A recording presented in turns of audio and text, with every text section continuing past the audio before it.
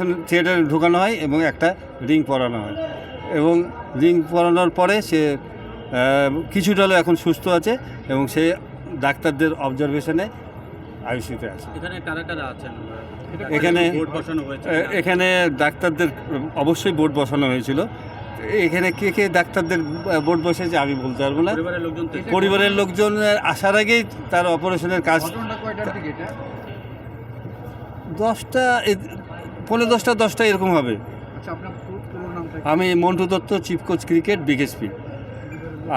আমার কাছে মানে খুবই খারাপ লাগছে যে তামিম একজন হাস্যোজ্জ্বল ছেলে, সকালে টস করলো, তার কিছুক্ষণ পরে বলে আমি অসুস্থ, তারপরে মেডিকেল এখানে আসছে, মেডিকেল থেকে যাওয়ার পরে যখন পালস পাওয়া যাচ্ছে না, এটা দেখে আমি হতাশ।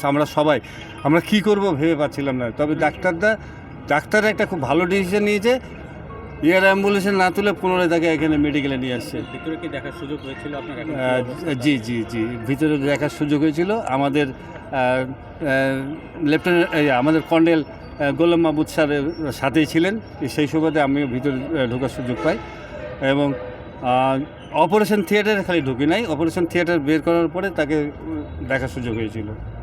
এবং তার মা ওই সময় তার মা আল্লাহর কাছে আমি চাই যে দেশবাসী যেন তামিম ইকবালের জন্য দোয়া করে, সেই জন্য আবার সুস্থ হয়ে মাঠে ফিরে আসতে পারে। পরিবারে কে কে আছে এখানে?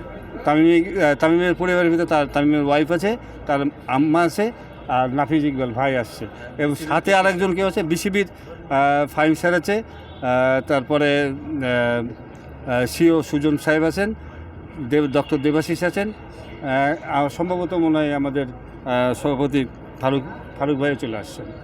তামিমের সঙ্গে সর্বশেষ আপনার কি কথা হয়েছে? এটা নিয়ে কোনো কথা হয়েছে কি? না, তামিমের সাথে কথা হয়নি। তামিম অপারেশনের পরে তামিমের শেষ।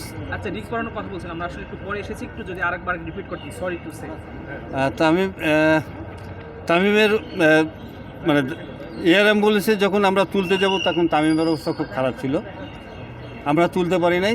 তখন তার সেন্স পাওয়া যাচ্ছিল না, প্রায় 10 মিনিট তার সেন্স না পাওয়াতে ডাক্তাররা এয়ার অ্যাম্বুলেন্সে না তুলে পুনরায় কেপিজি হাসপাতালে নিয়ে আসে। দ্বিতীয়বার আবার ভর্তি করা হয় এবং এমার্জেন্সি নেওয়ার পরে সাথে সাথে তাকে অপারেশন থিয়েটারে নিয়ে যাওয়া হয়। সেখানে ব্লক ধরা পড়ার পরে তার একটা রিং পরানো হয়। রিং পরানোর পরে তাকে ওখান থেকে আইসিইউতে নিয়ে যাওয়া হয়। একটা রিং পরানো হয়েছে, ওদের অবস্থা কি? মানে এখন কিছুটা হলেও আশঙ্কামুক্ত। তবে ডাক্তাররা এই ব্যাপারে আপনাদেরকে ব্রিফ করবে সম্ভবত 2টা বা 2:30টার সময়। আপনারা লেটেস্ট নিউজটা তাদের কাছে পাবেন। আমি কিছুটা, আপনার পুরোপুরি বলতে পারবেন না আশঙ্কাটা, এটা তো কিছুটা হলে আশঙ্কামুক্ত বলতে পারেন। এবং আমি এটাই বলবো যে দেশবাসীর কাছে যে সবাই যেন তামিমের জন্য দোয়া করে, তামিম যেন সুস্থ হয়ে আবার খেলার মাঠে ফিরে আসতে পারে। আপনার নামটা? আমি Montu Dutta, chief coach cricket, BKSP.